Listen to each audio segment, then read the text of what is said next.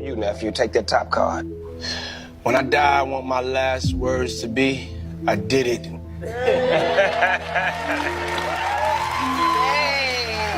Celebrating his doc, the Reckoning, Sean Combs' The Reckoning being not only #1 in the US, but now #1 in the UK. And he posted some flowers, and y'all know 50 love being funny. So 50 Cent just dropped some wild info about why Snoop Dogg straight up vanished the second his Diddy documentary hit Netflix. And what I dug up is way more twisted than anybody thought it would be. Multiple sources are now claiming Snoop might actually be deeper in this mess than Diddy himself. Yeah, you caught that right. Stay locked in because the evidence I'm about to break down is absolutely crazy. Listen, I know you clicked because something felt sketchy about Snoop's sudden ghosting, right? Well, your gut feeling was spot on. 50 Cent's documentary, Diddy, The Reckoning, is now sitting at #1 on Netflix in both the United States and the UK. But here's what's bonkers. The exact moment this documentary launched, Snoop Dogg went completely radio silent. No Instagram updates, no tweets, absolutely nothing. And that's mad suspicious for someone who's typically flooding social media constantly. Just so you know, Puffy's sons and my sons have been best friends since they were 6, 7 years old. I didn't make it happen and Puffy didn't make it happen. One night I was at my house and Puffy's son was over about like 9 o'clock. And I'm like, cuz, what time you going home? And he like, I'm spending the night. I'm like, did you tell your dad? He like, nah, my mom dropped me off. So Kim, rest in peace, was connecting my kids with Puff kids, and they formed a friendship and a bond. When Justin went to UCLA, my son went to UCLA. When Christian was rapping, my son was rapping. When he was modeling, they was flying over the world together. So they forged a friendship and a brotherhood that me and Puff always had. Here's what you're gonna discover in this breakdown. First, the actual reason Snoop vanished when everybody started discussing Diddy. Second, shocking claims from people who were actually present, alleging Snoop was mixed up in the same situations as Diddy. Third, proof that's been sitting right under everyone's noses for literally decades. And finally, I'll expose the evidence of Kim Porter supposedly catching Snoop Dogg and Diddy in a relationship. Make sure you stick around until the very end because that last piece of evidence is gonna blow your mind completely. Trust me on this. Before we jump into the heavy stuff, you gotta understand how tight Snoop and Diddy actually were, because this isn't some casual acquaintance we're discussing. When 50 Cent's documentary dropped, it instantly became the hottest thing on Netflix. Yo, and Death Row, y'all don't love us. Y'all don't love us. All on the record, dancing, come to Death Row. But I was like, damn, we on the same record label. I know these people are really thinking like we are like Coast, West Coast. We got beef with the people we got beef with. But we could go anywhere in the country because we are America's most wanted. People everywhere started gossiping about Diddy's supposed crimes. The documentary features survivors sharing their experiences, breaks down the freak-off parties, and basically exposes everything Diddy allegedly orchestrated.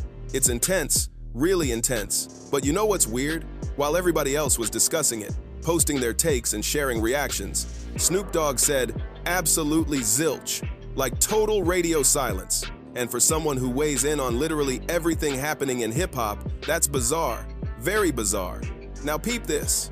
Snoop actually appeared on television and explained that his sons and Diddy's sons have been best friends since they were 6 years old.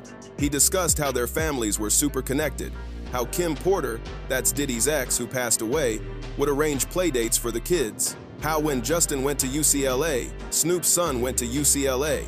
When Christian started rapping, Snoop's son started rapping. I know that Snoop Dogg and Diddy were best friends with Tupac. Diddy is like a black Clinton. Anybody know that? Everybody say don't mess with Diddy. Diddy is like a black Clinton, because you know there's a black, so they say that nobody messes with Diddy. There's a reason for that. You can ask Kanye, he'll tell you. He's trying to. He's trying to. He really trying to, but in a minute he's gonna get a little sick. Probably not Martin Luther King, that's a whole other story. Martin Lawrence, you know, that running out in the middle of the street acting a damn fool. He's probably gonna have one of those reset issues or something like that. And then I'll start it too that, you know, Kanye didn't, but he's trying to. But then, you know, programming breaks and then it clashes and then, These families were literally intertwined at every single level. So here's my question. When someone you're that close to gets exposed for serious allegations and your first reaction is to completely vanish from public view, what does that signal? I mean, wouldn't an innocent person speak up and say something, anything? And listen, I'm not throwing accusations. I'm just highlighting patterns that don't add up. You feel me? Now, before we push further, you need to grasp what these claims actually involve. We're discussing allegations of freak-off parties where inappropriate situations supposedly went down, claims that Snoop was caught in compromising circumstances with Diddy, and even more disturbing allegations that Snoop might have been involved in trafficking operations. He's a demon, bro. Dude is a demon. That dude was possessed with some kind of demon, man. He was possessed with some kind of demon. Wanna be in all this red, this dark rooms with the music blasting. It had to be a certain temperature, a certain type of music for the vibration they were saying. Come on, bro. And I don't care what nobody say, man. And like, when people still talk and keep on talking, if that priest ever come out and he talking, if people keep talking, you'll find out that a lot of shit that Gene Deal has said has been the truth and nothing but the truth. I was there. Yeah, it gets really dark. So if you're not ready for this, maybe bounce now. But if you want the real story, let's keep pushing. So let's start with Snoop's strange behavior over the years. Because once you clock these patterns, you can't ignore them. Remember when Diddy appeared on television and said, "When I die, I want my last words to be, I did it"? Go back and watch Snoop's face during that moment. He gives this super awkward smile, almost like he knows exactly what Diddy means. People are now re-watching that clip and interpreting it completely differently. It's like witnessing a private joke between two people who share a dark secret. Creepy stuff, honestly. But it gets way worse. Way, way worse. Happy to have you back, my man. Man, I ain't went nowhere. I'm closer than you think. Yeah, man, I had to run it back. I mean, the people rock with you, so, it was only right, man. So I gotta ask you, because over the years, man, there's been a lot of confusion. When Tupac got shot in Vegas, was Snoop at the hospital? So, Snoop didn't go nowhere near the hospital. So when it happened, as you know, for some strange reason, but now we know the real reason, Snoop did not attend the fight with us or the club, the after party at Club 662. And what's so crazy about that, we thought it was strange that he wasn't there. This is the first one he didn't attend. And according to Warren G and everybody else, now we know why he didn't. But to get straight to the point was this. I was at my house in Vegas, and I started calling Snoop, telling him, "Hey, what's up?" Like it's something wrong with this situation. Pac in the hospital, come holler at him, come check on him. So he drove down, and I was at the house waiting on him. And Tupac's mother was at my house. Suge Knight is currently locked up serving a life sentence, and because he's behind bars, he literally has nothing to lose by spilling the truth, right? Well, Suge recently revealed something absolutely shocking about what went down the night Tupac got shot in Las Vegas. According to Suge, Snoop was supposed to roll to the Mike Tyson fight with them that night. They had tickets, everything was mapped out, but at the last minute, Snoop mysteriously didn't show up. He didn't go to the fight, he didn't go to the club afterward, nothing. And this was the first event Snoop had ever bailed on with them. Super sketchy timing, don't you think? Then Tupac gets shot. He's in the hospital fighting for his life, and guess what? Snoop still doesn't show up. Suge said he was at his house in Vegas and started blowing up Snoop's phone over and over saying, "Hey man, what's going on? Pac's in the hospital, come check on him." When Snoop finally drove down to the house, something really strange happened. Tupac's mother was there waiting. She's obviously distressed because her son is in the hospital, and when Snoop arrives, he tells both of them that Tupac hates me right now and he's mad at me. Then Snoop starts crying and literally throwing up, like physically getting sick. I was just recently contacted by someone who wanted me to essentially represent them in the sale of one of the Diddy tapes. So, which I declined that because... Wait a minute, say that again. Say that again, back up. You're saying that there's tapes and they're being shopped? Yes, there have been people already shopping. We've heard about the tapes, but yes. The shopping thing is... Yes, there already have been tapes leaking around Hollywood, being shopped around to individuals in Hollywood, but one particular person contacted me to shop a particular video they were in possession of, and to contact the person who was in the video to see if they were interested in purchasing the video before it became a public knowledge. I've heard this before, so like a catch and kill. Catch and kill, correct. Wow, can you, and I guess you can't reveal the person who is on No, this I can't explain who the person was, but Mr. High profile? Mr. Combs was in the tape, and this other person is, I would venture to say, more high profile than Mr. Combs. Now listen, I don't know about you, but that's not normal behavior. That's guilt. That's someone who knows something bad went down and feels responsible. You know what I'm saying? But here's where it gets even crazier. Warren G., who's Snoop's family, confirmed that Snoop was at his house the night of the shooting, and Snoop had a walkie-talkie with him. Now these weren't regular walkie-talkies. Suge explained that these were special radios that worked across the entire West Coast.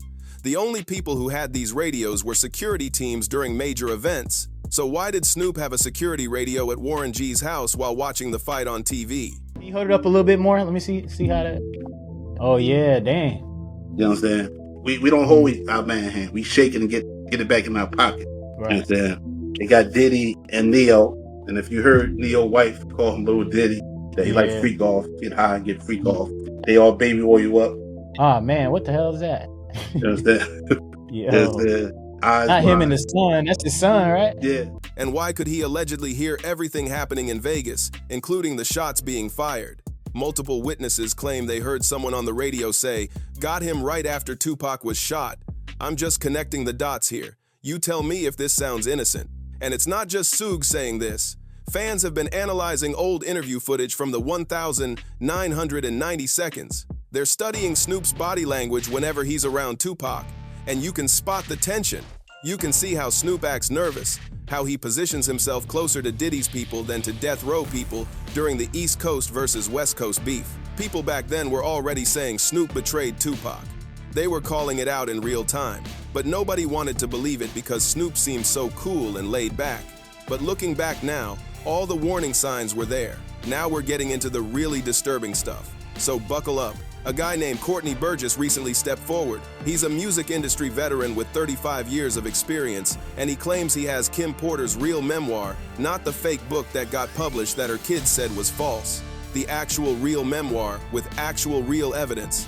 And what he says is in this book is absolutely wild. Yeah, man, I mean, I had to bring you back. This documentary got everyone talking, man. A lot of people want to know why you wasn't in it, man. Well, first and foremost, you know, I thought I was going to be in the documentary at first until I started talking to that director. I think her name is Stapleton. I don't know her name. The white chick. I don't know, man. Me and 50 talked like 45 minutes. The producers had been calling me and everything. So this one night, 50 called me up and, you know, they got him on the phone, man. He was just talking. We was talking about old time shit, you know, sit down with Black Hands, sit down with, you know, with Puff Kids, the whole Puff situation, and this documentary that he's gonna be doing. You know what I'm saying? So I told him that I was going to, you know, have Kirk and Tim. Kirk would be the one who talk about the business part of it. Tim would be the one who talk about the growing up phase with Diddy and everything like, and over there working in the record industry with him and stuff like that. They was like family. And I was gonna talk about, you know, the street stuff, what was going on with Bad Boy, you know, with the security, with Wolf, with the city college, with you know, the time that I knew about when I was with him up until about early 2004 or something like that. But basically the streets and then the traveling with him and the atmosphere and everything. And then go back into the Notorious Big stuff with the Tupac and the whole 9 yards, all the stuff that I knew. According to Courtney, Kim Porter was documenting everything. She had photos, she had proof, and she kept it all hidden because she knew how dangerous Diddy was. But before she died mysteriously in 2018, she allegedly gave everything to someone she trusted. Now, in this memoir, there are supposedly pictures of Snoop and Diddy together in ways that straight men just don't interact. Courtney specifically mentions one photo where Snoop let Diddy rub on his hand in an inappropriate way. He says, "These aren't quick handshakes. These are prolonged touches.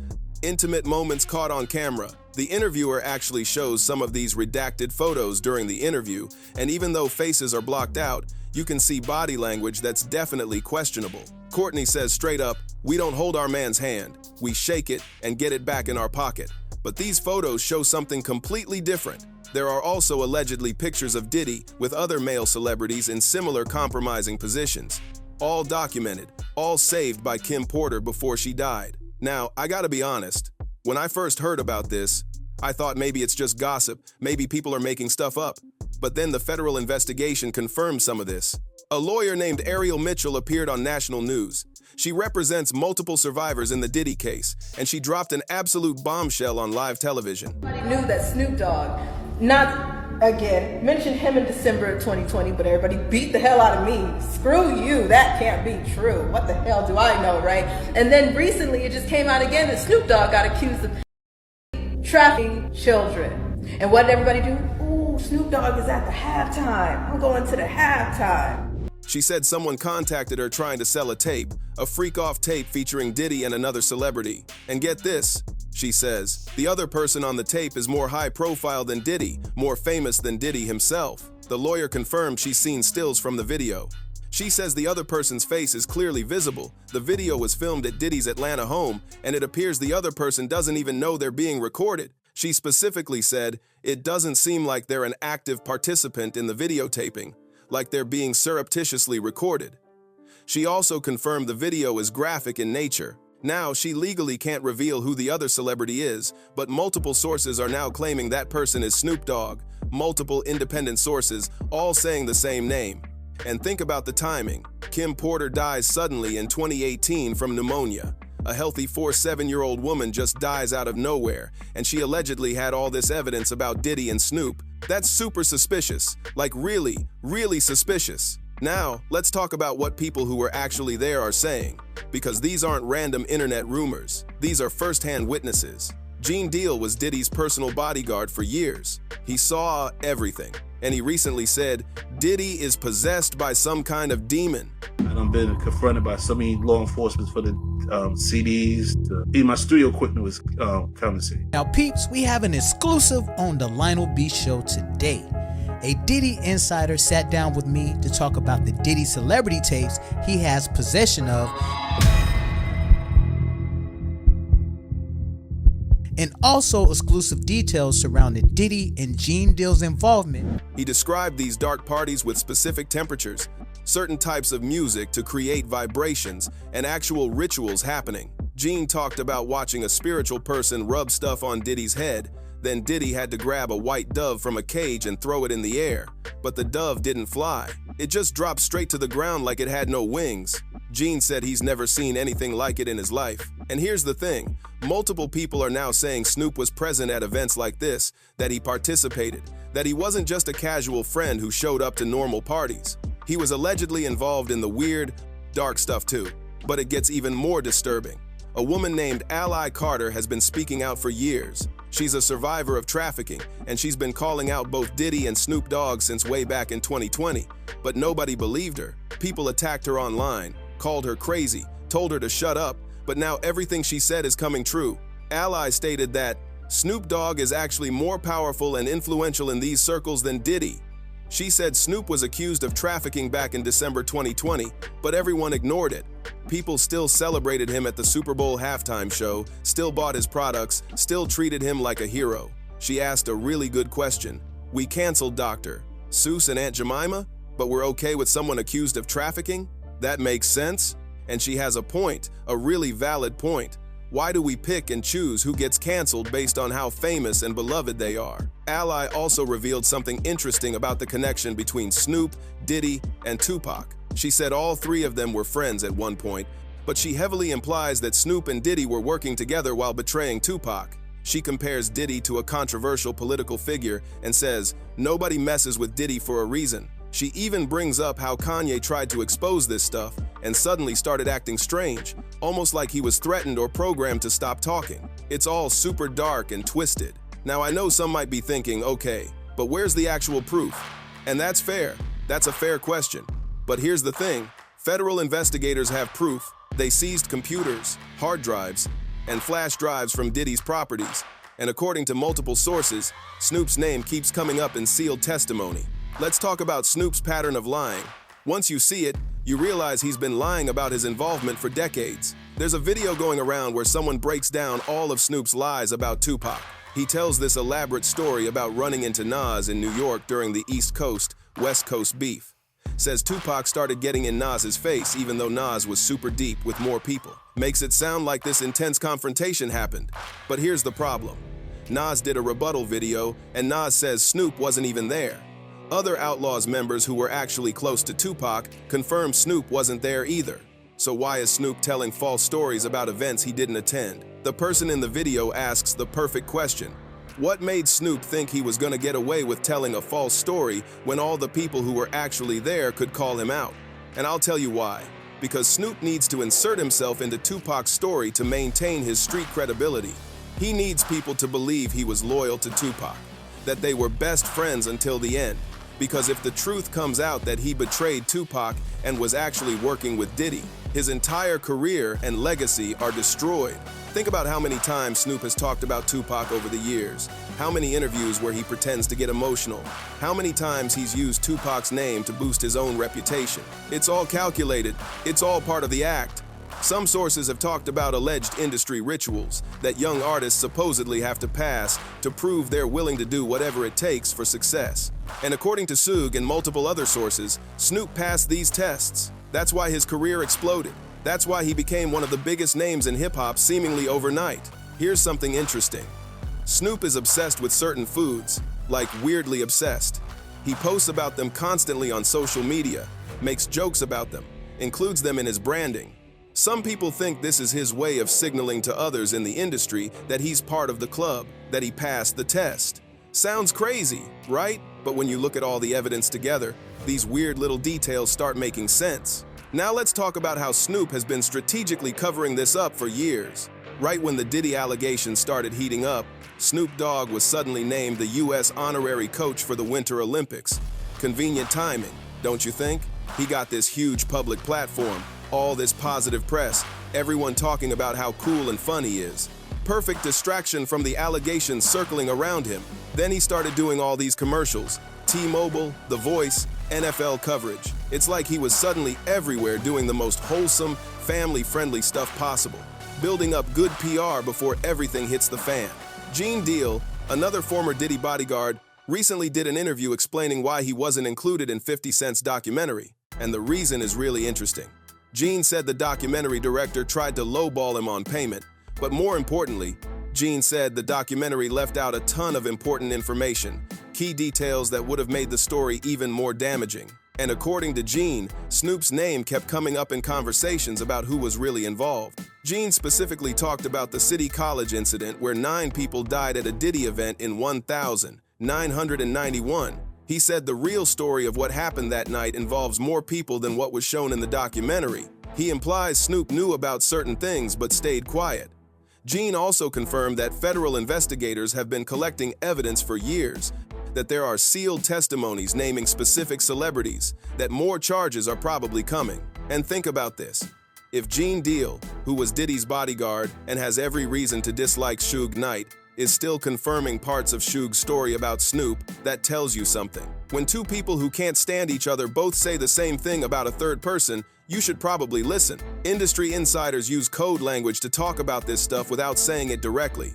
They call it certain phrases that refer to compromising positions that allegedly lead to career success. Multiple witnesses have said that Snoop's career took off after these encounters, that he went from being a regular rapper to suddenly being everywhere, suddenly having major deals, suddenly being protected by the biggest names in the industry. You don't get that kind of protection for no reason.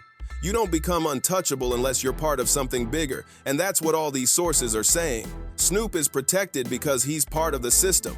He's not just someone who got taken advantage of and moved on. He allegedly became part of the machine that does this to others. So, let's bring this all together.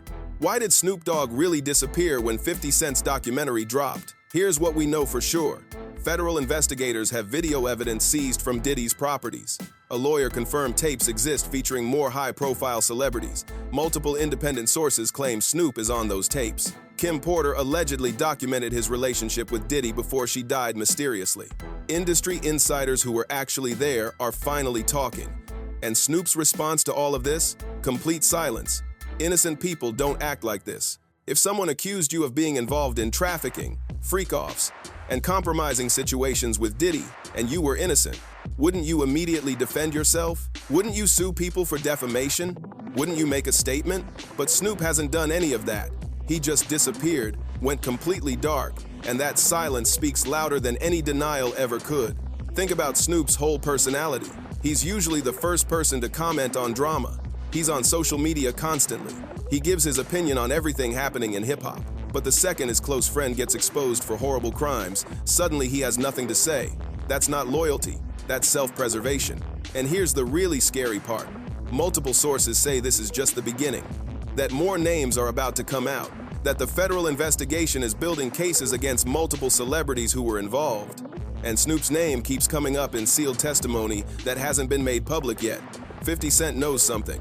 That's why he made the documentary. That's why he's been posting cryptic messages about Diddy for years. And that's probably why Snoop disappeared, because he knows 50 has receipts. Look, I know this is a lot to process. Trust me, putting this breakdown together was intense. But we have to talk about these things. We can't keep protecting celebrities just because we like their music or grew up watching them. If these allegations are true, and there's a lot of evidence suggesting they are, then Snoop Dogg has been lying to us for decades, pretending to be loyal to Tupac while allegedly betraying him, pretending to be a fun, harmless celebrity while allegedly being involved in serious crimes, and using his public image to cover up really dark stuff. So here's what I want to know from you. Do you think Snoop is hiding something? Do you believe he'll be named in future charges? And if all of this comes out as true, how should we respond as fans who supported him for years? Drop your honest thoughts in the comments below. I read every single comment, and I genuinely want to know what you think about all this. If you made it this far in the video, thank you for watching. I know it's heavy content, but these stories need to be told, survivors need to be heard, and we need to stop protecting powerful people just because they're famous. Make sure you hit that subscribe button and turn on notifications because this story is far from over. More information is coming out every single day, more witnesses are speaking up, and the federal investigation is still ongoing. This might be the biggest scandal in hip-hop history, and we're watching it unfold in real time. I'll catch you in the next video. Stay safe out there.